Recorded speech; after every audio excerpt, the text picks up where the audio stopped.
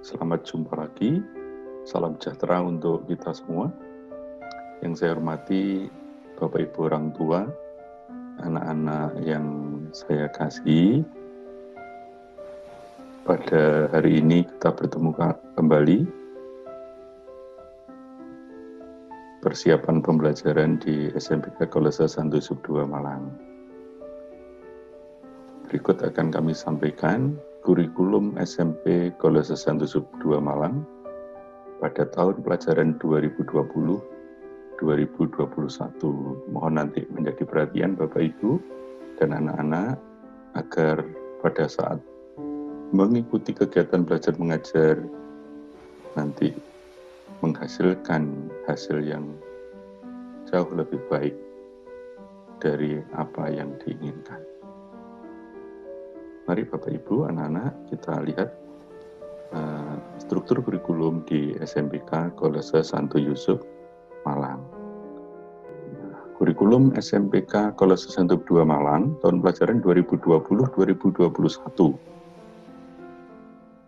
Yang pertama adalah alokasi waktu belajar per minggu.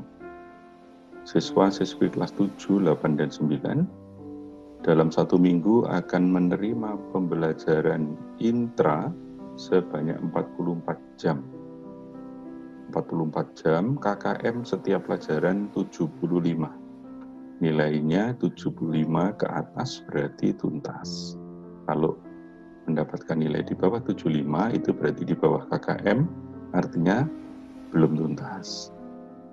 Untuk pendidikan agama, dalam satu minggu akan diberikan 2 jam pelajaran. PKN, 2 jam pelajaran, bahasa Indonesia dan membaca 6 jam. Kemudian matematika, ada aljabar dan ilmu ukur. Nanti ini ada 3 guru yang mengajar, total 8 jam dalam satu minggu. Kemudian masih kelompok A, ilmu pengetahuan alam. Itu ada fisika dan biologi. Itu disebut IPA, itu 6 jam dalam satu minggu. Sedangkan IPS, ada geografi, ada sejarah, ada ekonomi. Untuk kelas 7 nanti dalam satu minggu 6 jam. Untuk kelas 8, 9 itu masing-masing 5 jam. Sedangkan bahasa Inggris itu dalam satu minggu 5 jam pelajaran. Baik kelas 7, 8, dan 9. Yang ngajar nanti 3 orang meskipun 5 jam. Berikutnya untuk yang kelompok B itu adalah pelajaran yang dominan pada psikomotor. Pelajaran seni budaya itu 2 guru, ada seni musik, ada seni rupa. Kemudian pelajaran pendidikan jasmani, olahraga, dan kesehatan. Untuk kelas 8 dan 9 itu 3 jam, kalau yang kelas 7 2 jam. Prakarya itu masing-masing 2 jam. Kemudian muatan lokal ini ada 2, bahasa Mandarin dan bahasa Jawa. Kalau bahasa Mandarin 1 jam, bahasa Jawa nanti ada 2 jam. Sedangkan pengembangan diri itu di luar jam pagi, yaitu ekstrakurikuler, sesuai jadwal. Namun di masa pandemi nanti ekstrakurikuler sementara akan dibekukan dulu. Belum dilaksanakan nanti sampai dengan masa COVID-19 berakhir dan tatap muka sudah terjadi, maka ekstra dilaksanakan. Sehingga dalam satu minggu anak-anak belajar intra atau pagi hari itu 44 jam. Nah, bagaimana penilaiannya? Penilaiannya adalah sebagai berikut. Jadi ada nilai harian, ada nilai kognitif, nilai psikomotor yang disebut dengan penilaian harian. Bentuknya bisa tulis, bisa lisan, pengamatan praktik atau tugas. Sedangkan nilai kelas atau biasa disebut dengan nilai tugas. Itu bisa PR, bisa portofolio.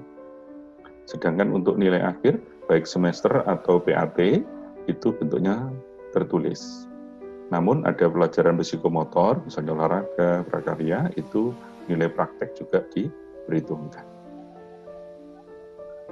Nah, ini deskripsi nilai untuk konversi nilai angka ke predikat A, B, C, D.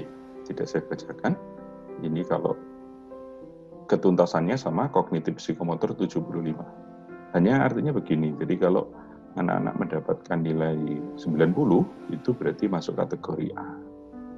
Kalau nilainya 85, berarti kategorinya dia adalah B. Nah, hal yang juga perlu diperhatikan adalah hasil penilaian nanti akan dilaporkan ke orang tua atau wali dalam bentuk rapot bulanan. Setiap awal bulan, dalam bentuk cetak, kalau yang cetak nanti akan dibagikan ke siswa, kemudian yang email itu diemailkan ke orang tua. Jadi bisa diemailkan orang tua, mohon nanti menulis emailnya harus yang benar, sehingga nanti rapot dapat diterima dengan baik setiap bulan. Oleh admin sekolah akan dikirim ke email orang tua. Orang tua atau wali mohon mencermati dan menandatangani rapot yang dicetak. Kalau itu cetakan sebelum dikembalikan. Jadi kalau anak yang kos nanti akan ditandatangani oleh walinya yang di kos-kosan, anak asrama akan ditandatangani oleh pembina asrama. Sebaiknya difotokopi kalau yang berbentuk cetak, atau Bapak Ibu yang di email bisa juga mencetak sendiri untuk dokumentasi, untuk perhitungan di akhir semester nanti atau akhir tahun, supaya nanti Bapak Ibu bisa ngitung sendiri juga bagaimana nilai akhir dari anak-anak kita. Nah, bagaimana mekanisme penilaian tadi? Jadi pertama, kegiatan belajar mengajar dari Bapak Ibu guru, kalau reguler nanti di kelas, kalau masa COVID nanti menggunakan sistem PJJ, pembelajaran jarak jauh, tetap dilaksanakan KBM, juga ada nilai ulangan, ada tugas. Kemudian Bapak Ibu akan koreksi dan dikembalikan lembar kerjanya anak-anak ke siswa. Siswa yang belum tuntas akan memperoleh pembelajaran remedi dan mengikuti ulangan remedi. Jadi ada pembelajarannya dulu, diulang, kemudian ikut ulangan remedi. Kemudian nanti kalau sudah, baru Bapak Ibu guru ngentri nilai di sistem aplikasi penilaian yang akan diterima oleh admin sekolah. Kemudian baru terbitlah rapot bulanan yang dibagikan kepada orang tua seperti tadi. Nah, kalau PAT atau PAS Bapak Ibu, ini kalau reguler biasanya anak-anak akan mengerjakan PAS atau PAT, kemudian siswa diberikan kunci jawabannya setelah ujian, bisa mencocokkan hasilnya, sekaligus bisa tahu berapa nilai yang diperoleh pada saat PAS atau PAT. Kemudian lembar jawaban dalam bentuk LJK, itu kalau kita pakai kertas, dikumpulkan dan di-scan. Sedangkan nanti kalau menggunakan komputer, tentu jawaban anak-anak akan langsung masuk di penilaian. Kemudian nilai PAS dan PAT nanti pasti dianalisa untuk kebutuhan guru dalam mengetahui sebagaimana dia mengajarkan atau Bapak Ibu mengajarkan tercapai atau tidak. Nah, perhitungan nilai rapot ada rumusnya Bapak Ibu, mohon dicermati. Semua nanti dapat dihitung menggunakan rumus yang ada ini. NKH itu artinya nilai kumulatif harian. Itu didapat dari rata-rata ulangan harian tadi. Ini yang kognitif, Bapak ya, dari rapot bulanan. Rata-rata PH di rapot bulanan. NK-nya rata-rata nilai kelas atau tugas tadi di rapot bulanan juga. NKH itu berarti nanti 3 kali rata-rata hariannya ditambah nilai tugasnya, hasilnya dibagi 4. Sedangkan untuk nilai psikomotor itu tidak menggunakan rumus. Karena psikomotor nilainya cuma 1, tidak ada nilai tugas, hanya nilai psikomotor saja. Kemudian nanti akan menentukan nilai rapot, muara dari NKH itu dikali 3, ditambah 2 kali nilai penilaian akhir semester atau PAT dibagi 5. Ya, itu PAS adalah penilaian akhir semester, bisa juga PAT kalau semester 2. Sedangkan NR itu nilai rapot yang akan diperoleh dalam rapot besar di bulan Desember atau pada bulan Juni di semester 2 pada saat kenaikan. Nah, NR pada semester 1, nilai rapot di semester 1 dan nilai rapot semester 2 itu akan menentukan nilai kenaikannya, yaitu 3 kali nilai rapot semester 1 ditambah 7 kali nilai rapot semester 2 dibagi 10. Jadi ini dibagi 10. Ini coba saya pindahkan, ini pembaginya adalah 10. Nah, baginya adalah 10 untuk nilai kenaikan. Kemudian, nah ini bagaimana nilai kognitif dapat dihitung? Bapak Ibu nanti setiap bulan akan ada nilai PH, penilaian harian atau UH, ulangan harian 1, 2, 3, 4, dan seterusnya. Ada tugas 1, 2, dan seterusnya. NKH-nya menggunakan rumus yang tadi dituliskan di depan, maka anak-anak bisa mengisi NKH-nya. Nanti pada saat minggu pertama, ini akan anak-anak belajar ngitung ini. Ya, belajar ngitung supaya bisa menghitung nilai rapotnya sendiri.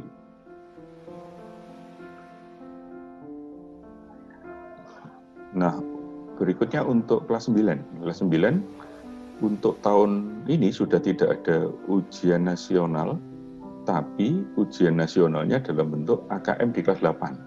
Sehingga anak kelas 9 yang tahun ini tidak mendapatkan ujian nasional dan tidak mendapatkan AKM waktu kelas 8.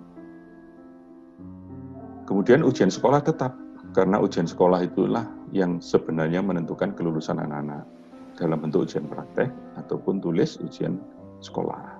Nanti menjadi nilai sekolah yang menentukan kelulusan. Nah, bagaimana rumus nilai sekolah? Nilai sekolah itu didapat dari 60% teori. Jadi waktu ujian sekolah tadi, 60% teori ditambah 40% praktek. Jadi pada saat ada praktek, ada teori, namun kayak pelajaran matematika itu tidak ada prakteknya. Ada beberapa pelajaran yang memang tidak ada prakteknya, maka hanya menggunakan nilai teori. Itu untuk menentukan nilai ujian sekolah. Nah, kemudian, setelah itu, maka didapatlah nilai sekolah. Nilai sekolah didapatkan ketika anak-anak mulai kelas 7, nilai rapotnya itu di rata-rata. Misalnya pelajaran agama kelas 7, kelas 8, kelas 9 di rata-rata dari rapot. Dan itu bobotnya 70%. Sementara untuk ujian sekolah tadi hanya 30%. Maka dari sini, keseharian anak-anak mulai kelas 7 sampai kelas 9 itu jadi penting untuk kelulusan. Sedangkan ujian sekolah hanya menyumbang 30% pada saat kelulusan. Di nilai rapotnya mulai kelas 7 di rata-rata. Nah, bagaimana pengayaan dan remedi? Setelah kegiatan belajar mengajar, nanti anak-anak ada yang remedi, ada yang masuk pengayaan. Pengayaan ada 2, ada yang dikelompokkan untuk olimpiade, ada yang reguler. Di reguler itu yang memang hanya untuk meningkatkan kemampuan anak-anak supaya dia mendapatkan lebih dari yang lain. Sementara yang remedi hanya untuk memperbaiki nilai. Jadi nilai remedi itu untuk perbaikan nilai, sementara anak yang sudah baik mendapat pengayaan untuk meningkatkan kualitas kognitifnya, sementara nanti ada yang lebih baik lagi bisa mengikuti kegiatan pengayaan olimpiade. Yang remedi ketentuannya siswa yang nilai ulangan harian tidak tuntas wajib mengikuti remedi di pagi atau siang hari tergantung gurunya. Jadi kalau gurunya pagi hari menjadwalkan ya pagi, tapi kalau siang hari setelah pembelajaran ada jadwal khusus untuk remedi. Syaratnya adalah jika nilai remedinya lebih dari 74,5, maka nilai yang ditulis di rapot bulanan 75. Jika nilai remedi kurang dari 74,5, maka nilai yang dituliskan di rapot bulanan dipilih yang terbaik. Dari 2 nilai itu yang terbaik mana, itu yang dimasukkan di rapot bulanan. Itu kalau remedinya di bawah 74,5. Bagaimana kalau tidak hadir pada saat remedi tanpa keterangan? Dianggap sudah mengikuti remedi, nilainya 0. Nanti dipilih nilainya yang waktu remedi 0, sebelum remedi berapa, maka dipilih salah satu. Jadi kalau sebelum remedi dapat 50, kemudian tidak hadir remedi, maka ya masuklah nilai yang 50, bukan yang 0. Untuk kenaikan dan kelulusan, syarat kenaikan ya memiliki nilai lengkap, mulai semester 1 dan semester 2 harus lengkap, tidak boleh bolong. Nilai kognitif atau psikomotor yang tidak tuntas maksimal 3, nanti ada simulasinya di belakang. Nilai sikap minimal baik, nilai kepribadian minimal baik, kehadiran di sekolah 95%. Kehadiran ini nanti di sekolah kalau waktu pembelajaran jarak jauh, berarti kehadiran pada saat pembelajaran jarak jauh. Nanti setiap hari di absen pembelajaran jarak jauh, kecuali sakit atau izin. Nah, kemudian yang warna merah, karena kegiatan ekstra semester 1 ditiadakan, maka syarat yang ini tidak akan diikutkan dalam syarat kenaikan. Tetapi kalau nanti sudah tatap muka, maka syarat ini masuk menjadi syarat kenaikan kelas. Harus mengikuti satu kegiatan ekstra. Yang kelulusan juga demikian, menyelesaikan program pembelajaran dan memiliki nilai lengkap kelas 7, 8, 9. Nilai perilakunya juga baik, lulus ujian sekolah, telah mengikuti AKM yang diujikan, itu yang tahun depan. Karena sekarang yang kelas 9, ketika kelas 8 tidak mendapatkan AKM, maka yang kelas 9 sekarang tanpa AKM atau AKM-nya tidak disyaratkan. Nah, yang penting ini nomor 5, rata-rata nilai sekolah, semua mata pelajaran harus sama dengan KKM-nya. Jadi kalau KKM-nya tadi 75, maka rata-rata semua pelajaran harus 75. Itu untuk kelulusan. Kemudian lagi, yang tadi sudah di depan disampaikan, nilai sekolah 70%, kemudian nilai untuk ujian pada saat itu 30%. Kehadiran sama, sekurang-kurangnya 95%, ekstra juga begitu. Kriteria khusus lain biasanya nanti pada bulan Januari akan ada keputusan dari pemerintah tentang ketetapan kelulusan sekolah. Lain-lain, buku agenda siswa, setiap siswa wajib memiliki dan mengisi agenda. Nanti pada saat PJJ agendanya khusus dari wali kelas. Buku agenda ditulis dan diisi setiap hari. Ini kalau nanti sudah tatap muka. Agenda ditandatangani wali kelas dan orang tua tanda tangan nanti. Ini kalau sudah tatap muka ya. Kalau PJJ nanti ada agenda yang dikirim oleh wali kelas dalam bentuk lembaran, nanti kemudian diisi, difoto, kemudian diberikan kepada wali kelas. Isinya tidak hanya agenda, tapi juga jurnal kegiatan pada hari itu, kemudian agenda untuk besoknya, kemudian ditandatangani oleh orang tua.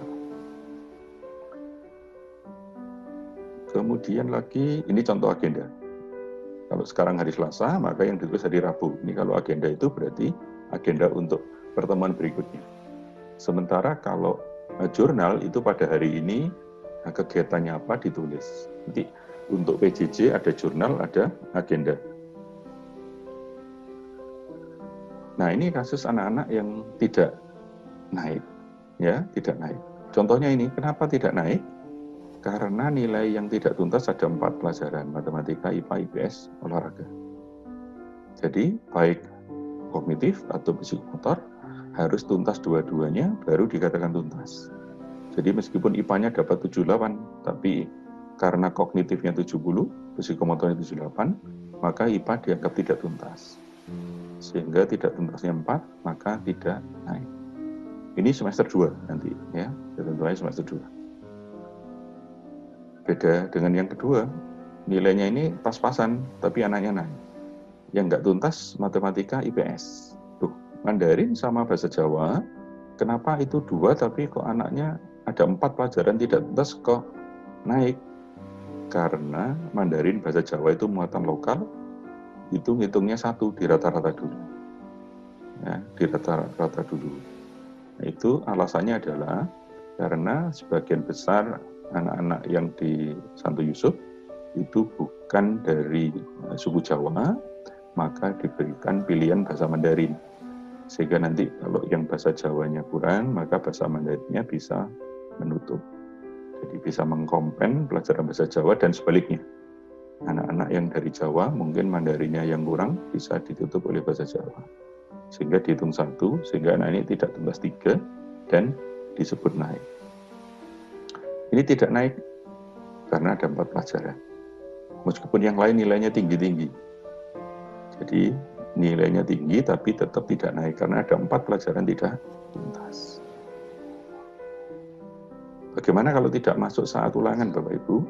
Anak-anak juga, kalau tidak masuk saat ulangan, ini ada prosedurnya.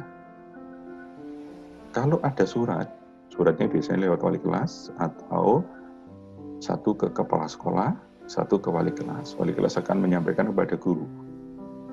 Siswa yang tidak masuk, silahkan menemui guru yang waktu itu ulangan dan menunjukkan surat izin dari orang tua. Kemudian nanti anak-anak dan guru akan menentukan kapan ulangan susulan. Biasanya dilakukan pada saat remedi, ada yang remedi, anak ini ikut di susulan. Atau kadang nilai ulangan tersebut tidak diperhitungkan oleh guru, itu yang memutuskan guru sendiri. Kalau ulangan sudah banyak, terus anaknya memang sakit, tidak masuk, maka kalau yang lain katakan 10 ulangan, maka rata-ratanya dibagi 10.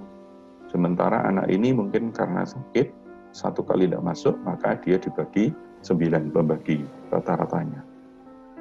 Itu tapi otoritasnya ada di Bapak Ibu guru.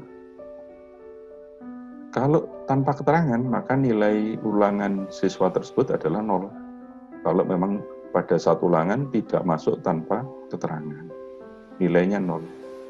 Tetapi bisa mengikuti remedi. Ini bisa dalam artian bergantung gurunya. Kalau membolosnya itu karakternya bagaimana atau kualitasnya bagaimana, maka guru yang menentukan. Bisa mengikuti remedi. Sehingga nilainya maksimal masih bisa 75.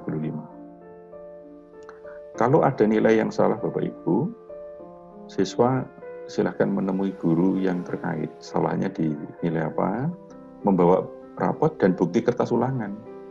Jadi kertas ulangannya yang ada nilainya ditunjukkan pada guru. Bapak Ibu guru, nilai ulangannya harusnya ini 80, ini kertas ulangannya, tapi kok ditulis 60. Nanti Bapak Ibu guru akan memperbaiki dengan mekanisme yang ada. Yaitu Bapak Ibu guru akan memverifikasi nilai benar enggak itu kertas ulangannya. Kalau Bapak Ibu memang salah dalam mengentri, akan diperbaiki melalui admin. Kemudian di rapot bisa dimintakan paraf ke Bapak Ibu, dicoret nilainya ganti berapa, untuk tanda bahwa nilai itu sudah diganti oleh Bapak Ibu guru. Sehingga kalau ada kesalahan di kemudian hari, Bapak Ibu bisa menyampaikan kepada pihak sekolah. Tapi kalau Bapak Ibu guru tidak tanda tangan atau paraf di rapot itu, artinya nilai di rapot itu memang tidak ada kesalahan. Itu benar adanya. Nah, berikutnya adalah matrikulasi. Ini anak-anak yang kelas 7 yang akan masuk di tahun pelajaran 2020-2021 nanti akan mengikuti pretest pada minggu depan. Yang kelas 7 nih, khusus kelas 7, itu ada pretest 2 hari, yaitu BI, Mat, Inggris, IPA. Nanti ada jadwalnya pada saat pengenalan lingkungan sekolah. Pretest ini ditujukan untuk mengetahui kemampuan awal siswa. Jadi bukan untuk diterima tidak diterima. Hanya untuk pemetaan. Siswa mana yang memang mengalami kesulitan dalam pelajaran BI, matematika, bahasa Inggris, IPA. Siswa yang mengalami kesulitan, ya, yang nanti Bapak Ibu anak-anak mungkin kesulitan, sekolah akan memfasilitasi belajar gratis. Jadi gratis, tidak berbayar setelah pretest nanti dalam bentuk matrikulasi. Jadi diajarin oleh Bapak Ibu guru, baik itu BI, Mat, bahasa Inggris, IPA. Jadi silakan nanti pretest bekerja apa adanya, belajar secukupnya. Ya, tidak usah memaksakan, atau waktu kerja juga tidak boleh curang, supaya nanti hasilnya bisa diperhatikan oleh Bapak Ibu dan nanti bisa dibantu dalam bentuk matrikulasi. Diajarin lagi supaya nanti pada saat masuk standarnya sudah sama dengan yang lain. Dilaksanakan pada bulan Juli sampai dengan Agustus. Juli sampai dengan Agustus. Senin sampai Kamis nanti ada jadwal khusus. Setelah pembelajaran pagi, anak-anak akan diajari. Kalau karena saatnya PJJ nanti, maka pembelajaran tetap jarak jauh diajari. Bagaimana menyelesaikan soal-soal yang tadi dipakai untuk pretest. Kemudian lagi adalah yang kelas 9, karena UNBK tahun ini dan bahkan mulai tahun kemarin sudah ditiadakan, maka BBI juga ditiadakan. Sehingga anak kelas 9 nanti akan mengikuti kegiatan remedi siang seperti kelas 7-8. Kalau dulu kelas 7-8 remedi, yang kelas 9 itu BBI. Ini untuk tahun ini diputuskan BBI ditiadakan. Sehingga tidak ada biaya tambahan untuk kegiatan belajar siang kalau dulu untuk persiapan ujian nasional. Nah, yang berikutnya adalah ini adalah kurikulum saat COVID, pedoman siswa dan orang tua, pembelajaran jarak jauh. Jadi ini bagaimana diperkirakan 3 bulan ke depan Bapak Ibu, anak-anak. Jadi Juli, Agustus sampai September, kalau memang sudah aman, nanti akan segera ketemu di sekolah, tatap muka, ini perkiraan. Tetapi kalau pemerintah memutuskan belum bisa dibuka sekolah, maka kita mengikuti keputusan sekolah, tetap pembelajaran jarak jauh, ya. Sistem atau kurikulum sebenarnya tidak ada perubahan, cuman sistem pembelajaran saja yang berbeda, tidak tatap muka. Nah, bagaimana itu? Silakan dicermati. Nah, ini untuk peserta didik atau siswa. Jadi pedoman untuk siswa adalah sebagai berikut. Yang pertama harus menyiapkan perangkat, buku, alat tulis, dan lain-lain ya. Buku, alat tulis, dan lain-lain, perangkat yang diperlukan untuk pembelajaran seperti biasanya. Siswa diharapkan lancar berkomunikasi dengan guru atau wali kelas. Lancar dalam artian bukan omongannya lancar, tetapi fasilitas untuk berkomunikasi itu lancar. Jadi misalkan bisa menggunakan WA, bisa menggunakan Zoom, mungkin wali kelas buka Zoom-nya, atau telepon langsung ke wali kelas. Yang ketiga, anak-anak ajak orang tua untuk mendukung proses pembelajaran. Supaya orang tua juga terlibat di sini, karena ini orang tua juga berkepentingan agar anak-anak juga masih terlayani pendidikannya. Yang keempat, siapkan tempat belajar yang nyaman di rumah. Jadi nyaman artinya tempat duduknya nyaman, nggak terganggu oleh bising, polusi, suara. Nah, sebaiknya jangan di tempat tidur, harus ada meja khusus supaya duduk dengan nyaman. Pahami jadwal serta tujuan pembelajaran dari Bapak Ibu Guru, jadi supaya tahu pelajarannya apa, tujuannya apa, jadwalnya kapan. Aktif dalam diskusi dengan guru dan wali kelas, karena PJJ nanti pada saat penilaian adalah ini menentukan keaktifan, sering bertanya. Selesaikan tugas dan ajak diskusi orang tua. Jika ada masalah, kumpulkan tugas secara benar dan tepat. Sampaikan ke wali kelas atau orang tua ya, anak-anak, jika ada masalah. Jangan didiamkan. Jadi kalau ada masalah mungkin handphonenya tidak spot atau mungkin bukunya habis atau kuotanya dan seterusnya. Jadi kalau ada masalah, silahkan untuk menghubungi orang tua atau wali kelas. Nah, kemudian setiap hari tuliskan aktivitas belajar hari ini, apa yang dipelajari, dan menyiapkan besoknya. Jadi itu membuat jurnal dan membuat agenda. Itu setiap hari. Ini untuk anak-anak. Kemudian juga untuk orang tua, ya Bapak Ibu yang saya hormati.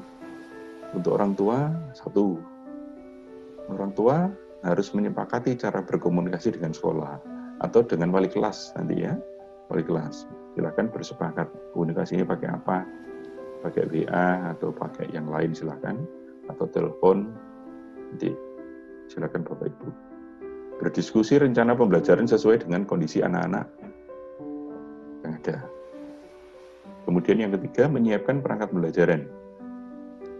Yang keempat, memastikan anak-anak siap mengikuti pembelajaran. Yang kelima, menyiapkan waktu untuk mendukung PJJ. Mendorong anak aktif selama pembelajaran, memastikan anak mengisi lembar aktivitas tadi yang saya sebut jurnal, sebagai bahan pemantauan untuk orang tua dan wali kelas. Menandatangani lembar aktivitas pemantauan dan penugasan setiap hari. Secara aktif berdiskusi dengan wali kelas atau guru terkait tentang tantangan dan kendala yang dihadapi selama proses PJJ. Jadi kalau ada masalah apa Bapak Ibu, silakan segera menghubungi wali kelas khususnya. Sampaikan nanti agar diberikan solusi apapun masalahnya. memastikan tempat dan fasilitas belajar untuk anak-anak itu nyaman. Supaya anaknya nyaman, duduknya nyaman, nanti betah di situ, mohon Bapak Ibu juga mendukung. Nah, protokol PJJ siswa nanti pada saat pembelajaran, sebelum pembelajaran anak-anak harus menyiapkan satu buku, alat tulis, atau piranti pembelajaran yang diperlukan, mungkin penggaris, jangka, kemudian ballpoint-nya, buramnya, ya, semua disiapkan dengan baik. Karena ini PJJ, ya mungkin laptop atau menggunakan handphone atau media yang lain. Mempersiapkan perangkat keras, perangkat lunak, koneksi internet yang memadai. Jadi koneksi internetnya harus memadai. Nanti bisa dicoba pada saat minggu-minggu awal ini, itu nanti kalau kelas 7 PLS, kelas 8-9 ada sosialisasi, semuanya menggunakan media. Dan tidak kalah penting mengetahui metode PJJ yang akan dijalani. Bila mana kurang memahami, silakan berkomunikasi dengan wali kelas. Yang keempat, memahami langkah-langkah penggunaan media pembelajaran secara daring. Jadi aplikasinya apa, bagaimana mengoperasikan, anak-anak juga harus belajar. Ini juga begitu, nanti ada tutorialnya. Jika memang diperlukan, akan dibantu dalam bentuk tutorial. Mengajak orang tua untuk mendukung proses pembelajaran. Itu anak-anak, ajak orang tua tetap sebelum pembelajaran. Memiliki jadwal pembelajaran dan lembar pemantauan. Jadi seperti tadi, jurnal. Berpakaian dan disiplin sesuai ketentuan sekolah selama PJJ. Jadi berpakaiannya tetap seragam. Seragamnya tetap baju seragam seperti ketentuan sekolah. Nanti akan disampaikan lengkap oleh bagian kesiswaan. Berikutnya adalah PJJ saat pembelajaran. Kalau saat pembelajaran, anak-anak silakan duduk di tempat belajar dengan ketentuan aturan yang telah ditentukan. Berikutnya yang kedua, mengikuti dan melaksanakan aktivitas PJJ secara aktif sesuai jadwal pada saat pembelajaran. Kemudian dapat melaksanakan komunikasi dua arah selama pembelajaran daring berlangsung. Yang keempat, mengerjakan tugas sesuai perintah guru. Yang kelima, mengumpulkan tugas sesuai petunjuknya. Itu pada saat pembelajaran. Setelah pembelajaran adalah mengisi lembar aktivitas yang ditandatangani orang tua atau wali sebagai bahan pemantauan belajar harian atau jurnal aktivitas pada hari itu. Yang kedua, mengumpulkan lembar pemantauan yang sudah ditandatangani orang tua lewat media. Nanti dengan wali kelas ini bisa difoto, dikirimkan ke Google Classroom-nya wali kelas. Menerima laporan penilaian dari guru. Jadi nanti kalau ada tugas, ada ulangan, ada tes psikomotor, itu nanti akan ada reportnya berupa nilai.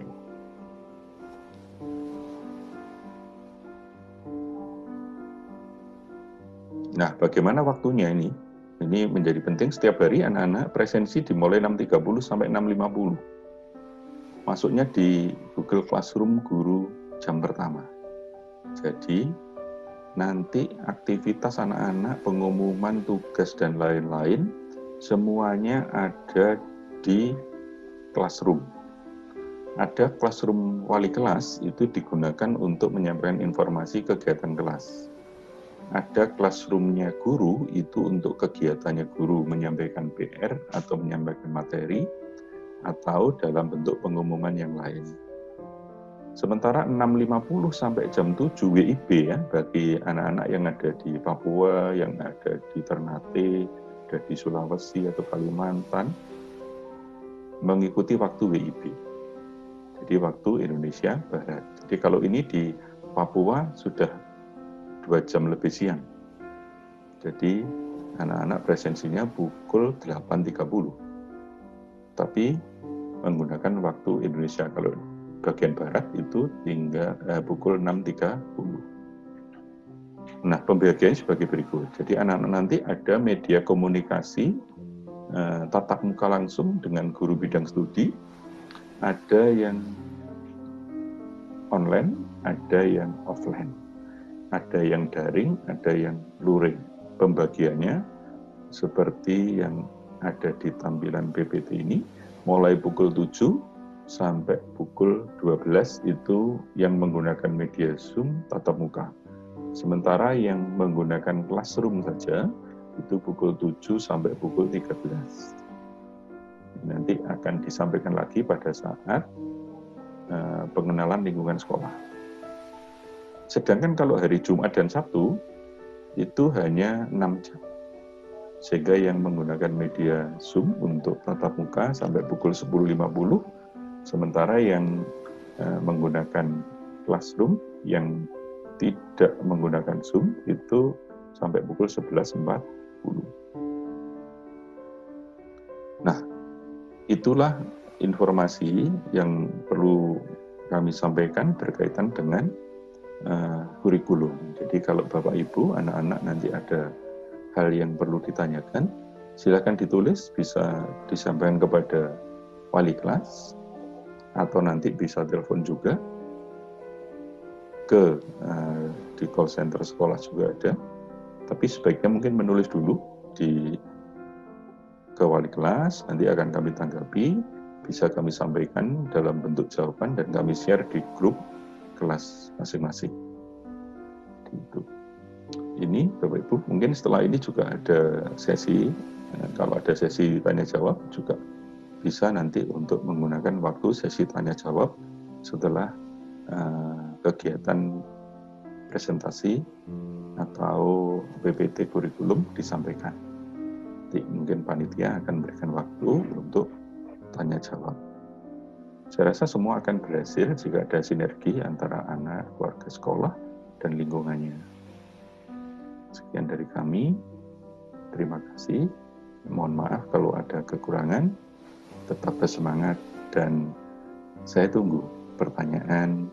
Kalau mungkin ada saran kritik, khususnya di bidang kurikulum. Sampai jumpa.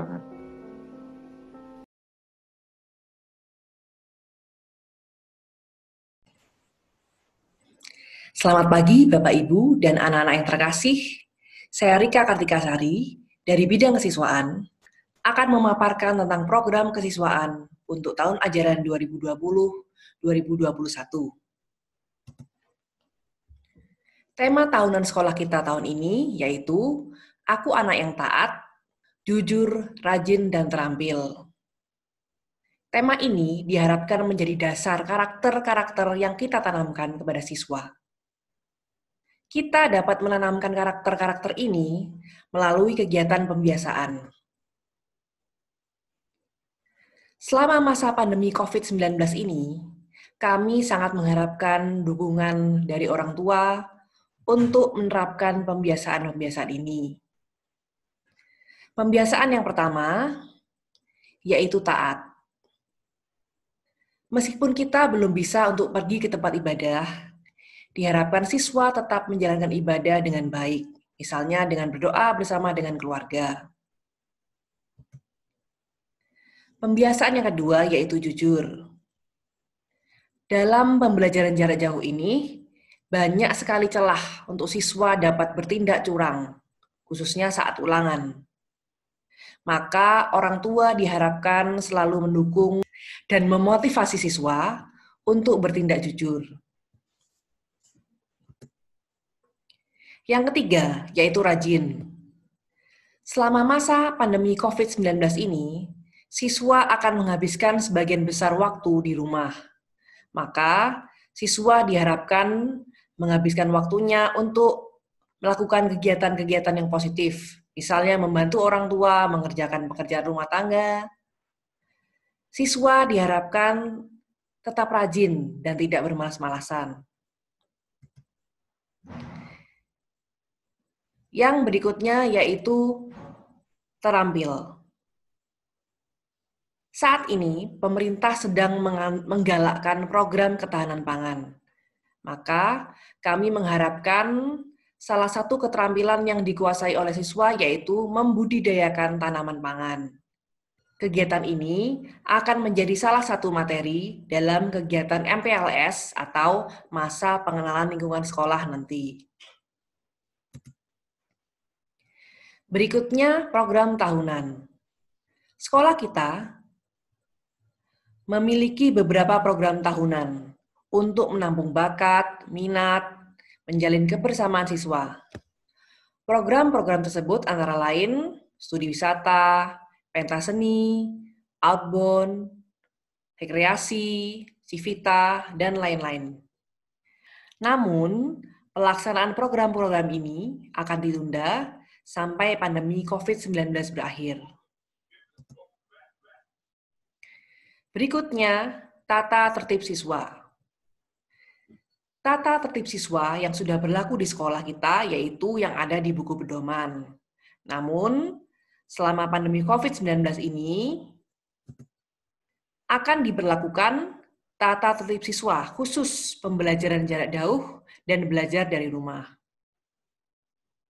Tata tertib siswa terdiri atas 3 kategori, yaitu kerapian, kerajinan, dan kelakuan.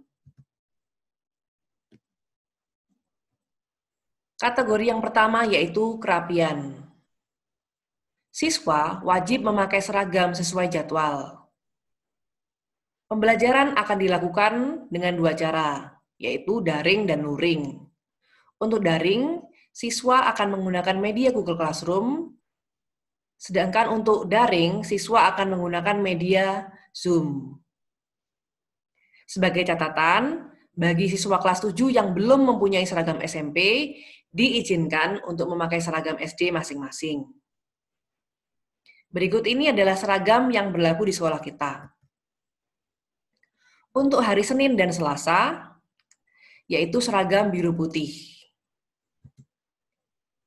Untuk hari Rabu dan Kamis, yaitu biru putih dengan kombinasi kemeja dikeluarkan dan memiliki lipitan di lengan dan kerah baju. Berikutnya untuk hari Jumat, siswa memakai batik bebas dengan bawahan coklat pramuka. Yang terakhir, hari Sabtu, siswa memakai seragam pramuka. Kerapian yang berikutnya yaitu tentang rambut. Khususnya untuk siswa putra, diharapkan tetap menjaga kerapian rambut. Namun, di masa pandemi COVID-19 ini, jika belum berani potong rambut, maka kami akan menoleransi sampai pandemi berakhir. Kategori berikutnya yaitu kerajinan. Yang pertama, siswa wajib mengikuti pelajaran sesuai jadwal. Siswa harus selalu memperhatikan jadwal.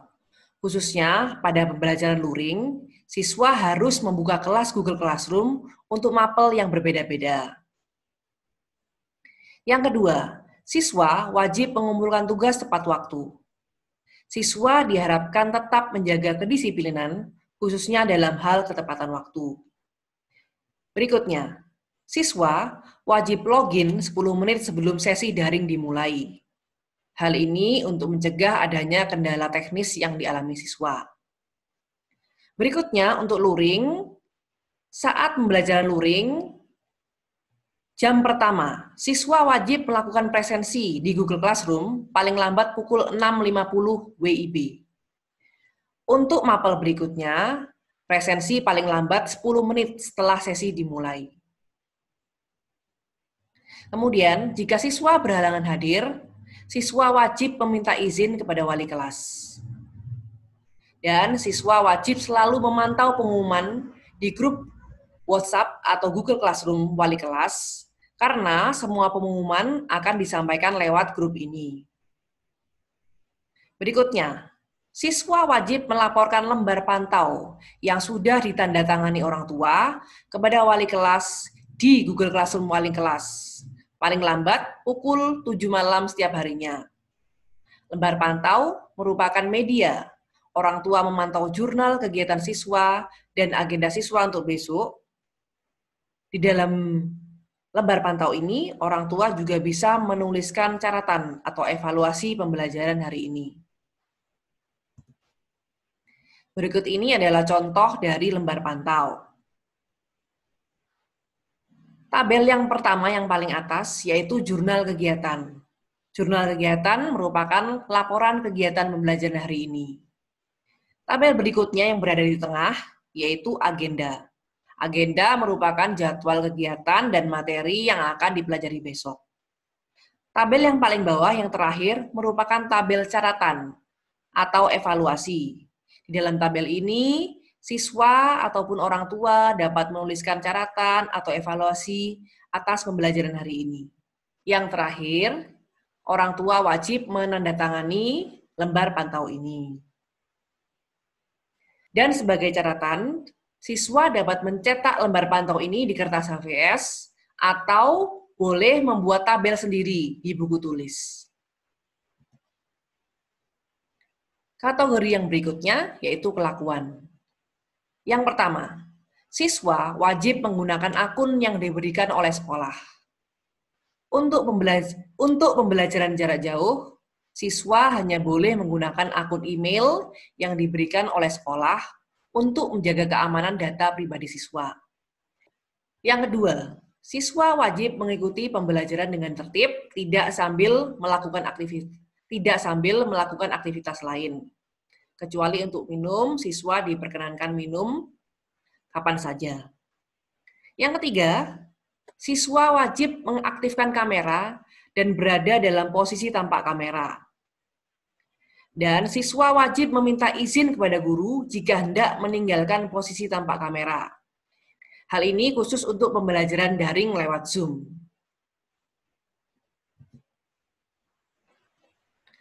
Yang berikutnya, siswa wajib memberi kode atau pesan teks jika hendak bertanya. Kemudian, siswa tidak diperkenankan mengoperasikan fitur atau aplikasi lain. Siswa hanya boleh membuka aplikasi yang diperintahkan oleh guru untuk pembelajaran. Berikutnya, saat daring lewat Zoom, siswa wajib mengatur audio dalam posisi mute atau diam, kecuali saat hendak bertanya atau menjawab. Berikutnya,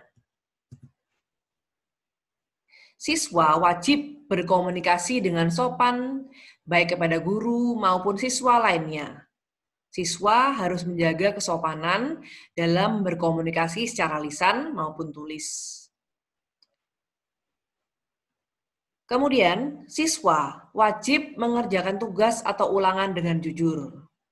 Seperti yang sudah saya utarakan sebelumnya, bahwa dalam PJJ, siswa memiliki banyak kesempatan untuk melakukan kecurangan. Namun kami selalu menghimbau dan mengharapkan bahwa orang tua selalu memantau dan memotivasi siswa untuk selalu bertindak jujur.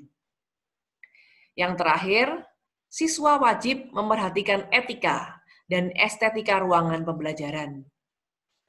Meskipun pembelajaran dilaksanakan dari rumah, siswa wajib menjaga kebersihan dan kerapian ruang belajar, khususnya yang digunakan untuk pembelajaran daring. Berikutnya, tentang sanksi. Untuk pelanggaran-pelanggaran yang telah disebutkan tadi, akan ada sanksi sesuai akumulasi jumlah pelanggaran per kategori. Sanksi yang akan diterapkan yaitu 1 kali pelanggaran, siswa akan ditegur, 2 kali pelanggaran, siswa akan mendapatkan kartu kuning. 3 kali pelanggaran, siswa akan mendapatkan kartu merah. Berikutnya, akumulasi kartu merah. Untuk 3 kali kartu merah, orang tua akan dihubungi oleh wali kelas. 5 kali kartu merah, orang tua dihubungi oleh kesiswaan. Siswa mendapatkan surat peringatan pertama, dan siswa harus melakukan refleksi. 10 kali kartu merah, orang tua dihubungi oleh kesiswaan. Siswa mendapatkan surat peringatan kedua, dan melakukan refleksi. Yang terakhir, 15 kali kartu merah, orang tua dihubungi oleh kesiswaan, siswa mendapatkan surat peringatan ketiga, dan siswa wajib mengikuti pembinaan yang akan dilaksanakan pada akhir semester.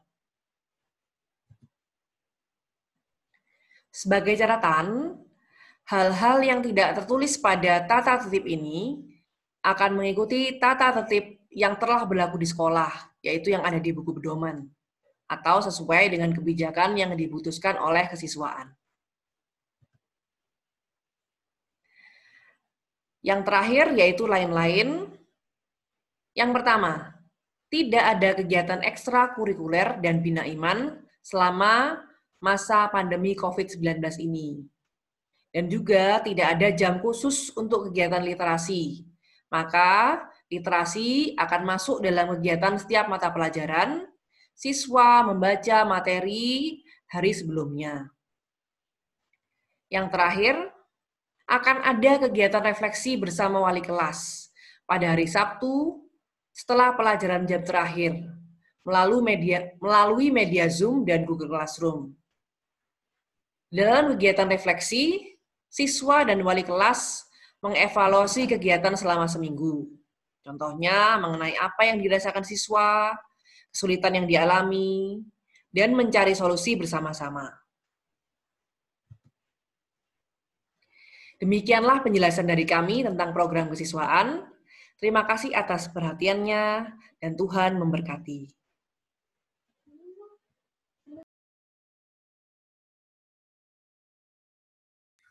Selamat pagi, salam sejahtera Bapak Ibu semuanya. Selamat datang di SMPK Kolese Santo Yusuf II Malang. Hari ini saya berkesempatan untuk memberikan sosialisasi tentang program Humas SMPK Kolese Santo Yusuf II Malang. Yang pertama,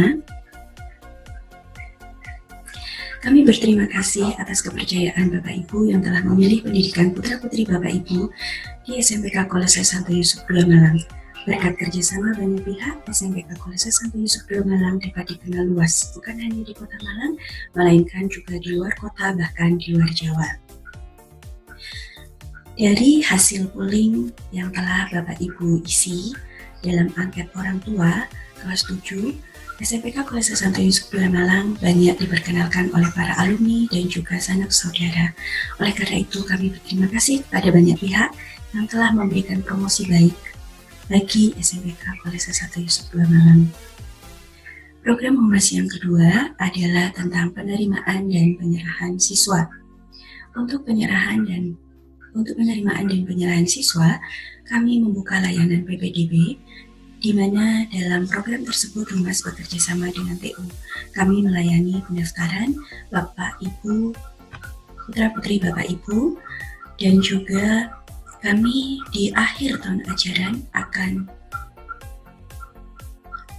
melakukan serah terima lulusan bagi siswa kelas 9, siswa-siswi kelas 9, serah terima lulusan, pembuatan buku kenangan, dan rekreasi kelas 9. Tahun ini serah terima lulusan tidak dapat dilaksanakan secara langsung karena kondisi pandemi saat ini. Sementara untuk pembuatan buku kenangan tetap dilaksanakan, rekreasi kelas 9 pada tahun ini tidak dapat dilaksanakan karena kondisi pandemi. Namun berdasarkan angket yang diisi oleh calon siswa, calon wali murid kelas 9, rekreasi kelas 9 dilaksanakan kegiatan pisah kenang di sekolah. Untuk rekreasi keluar kota, tetap ada yang memilih, tetapi dilaksanakan atau tidak, kita bisa melihat dulu perkembangan situasi. Berikutnya, hubungan dengan wali murid. Hubungan dengan wali murid dilaksanakan melalui pertemuan wali murid di awal tahun pelajaran untuk mengenalkan SMPK Kolese Santo Yusuf II Malang sekaligus mensosialisasikan program sekolah selama 1 tahun ajaran. Yang kedua, seminar parenting. Seminar parenting dilaksanakan di pertengahan semester 1 untuk mengetahui perkembangan peserta didik dan menjalin komunikasi dengan orang tua terkait pembiasaan siswa di rumah. Seminar parenting ini biasanya dilakukan pada bulan Oktober dan Dua kegiatan ini, pertemuan wali murid maupun seminar parenting, dilakukan tahun ini dengan sistem daring. Yang ketiga, pembentukan komite sekolah. Komite sekolah dibentuk dengan anggota orang tua, wali, siswa dari kelas 7 hingga kelas 9. Komite sekolah diharapkan dapat memberikan masukan dan membantu sekolah dalam pendidikan bagi siswa-siswi SMPK Kolese Santo Yusuf II Malang.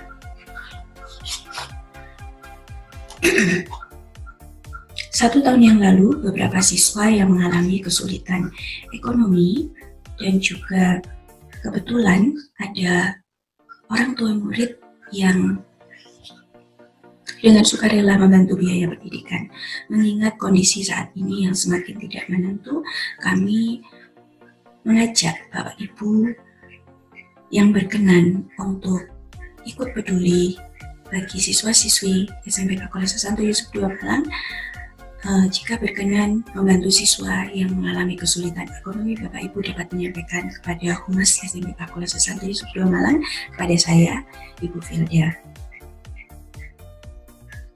Berikutnya adalah program kerjasama. SMPK Kolese Santo Yusuf II Malang menjalin kerjasama dengan beberapa pihak. Yang pertama adalah Poliklinik Panti Rahayu yang merupakan lembaga kesehatan berada di bawah Yayasan Kolese Santo Yusuf. Layanan yang diberikan oleh Poliklinik Panti Rahayu adalah layanan kesehatan dan psikologis. Kemudian Puskesmas Mojolangu memberikan layanan imunisasi dan juga pemberian vitamin serta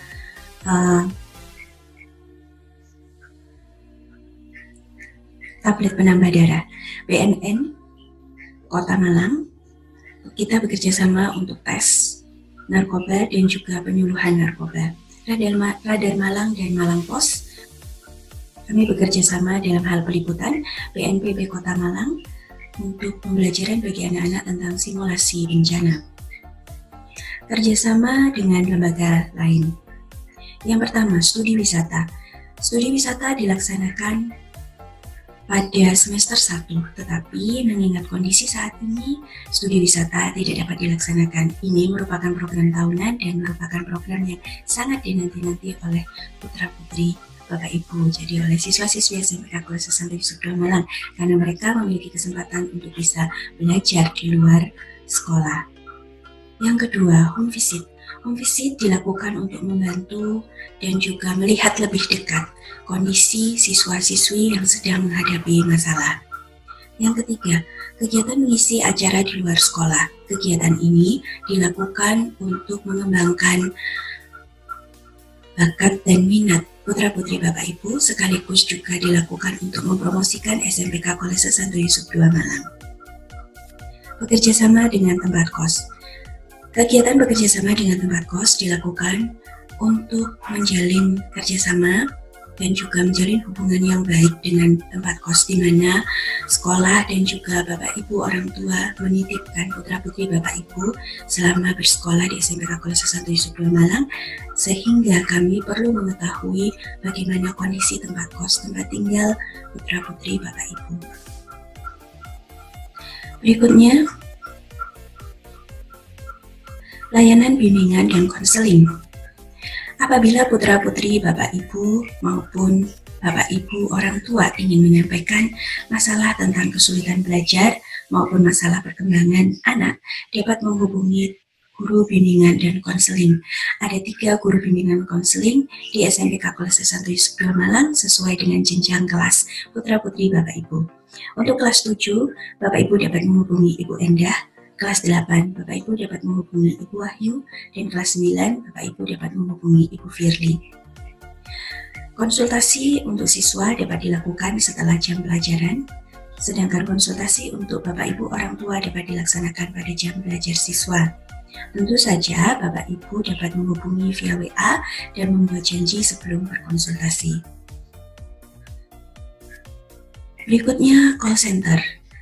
Call center yang dibuka oleh SMPK Kolese Santo Yusuf II Malang melayani pertanyaan tentang program sekolah dan kegiatan pembelajaran dapat Bapak Ibu sampaikan melalui nomor yang tertera pada layar. Nah, kami melayani pertanyaan Bapak Ibu pada jam kerja. Demikian program-program Humas. Jika ada pertanyaan, Bapak Ibu dapat sampaikan dalam forum diskusi yang akan kami buka dalam kegiatan sosialisasi dan pertemuan orang tua wali murid SMPK Kolese Santo Yusuf Malang. Terima kasih.